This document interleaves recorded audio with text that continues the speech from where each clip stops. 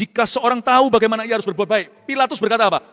Aku tidak bisa salibkan orang ini. Dia diam-diam tahu setelah interogasi Yesus, bahwa semua mereka ini hanya benci Yesus hanya karena iri.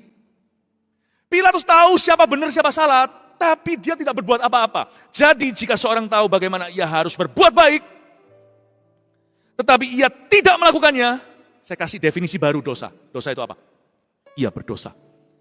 Sepengetahuan kita, menurut hemat kita, dosa itu adalah melanggar firman Allah kan? Berbuat yang salah. Salah, gak cuma itu maksudnya. Jika kita tahu bahwa kita harus berbuat baik, bagaimana kita harus berbuat baik itu? Tapi kita gak melakukannya, kita berdosa. Kita tahu di hati kita harus dibaptis misalnya. Kita gak melakukannya. Enggak apa-apa kan, lebih baik daripada kalau aku berzina. Enggak lebih baik.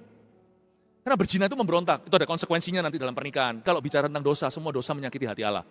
Satu berzina, satu nggak dibaptis. Misalnya tahu mesti harus dibaptis, tahu waktunya harus melayani, tahu waktunya sudah waktunya sungguh-sungguh dengan Tuhan. Tapi nggak pernah kita lakukan, nggak apa-apa nanti. Asal aku jadi orang baik. Bukankah gitu biasanya kita ngomongnya? Saya nggak ngomong ini supaya baptisan sebagai paksaan, bukan. Tapi sebagai contoh, karena saya dulu gitu. Saya dulu soal baptisan ulur terus, karena saya merasa, nggak apa-apa. Karena saya rasa yang penting jadi orang baik. Yang penting sekarang saya sudah kenal Yesus. Come on, tidak berzina. Berzina itu memberontak terhadap Allah.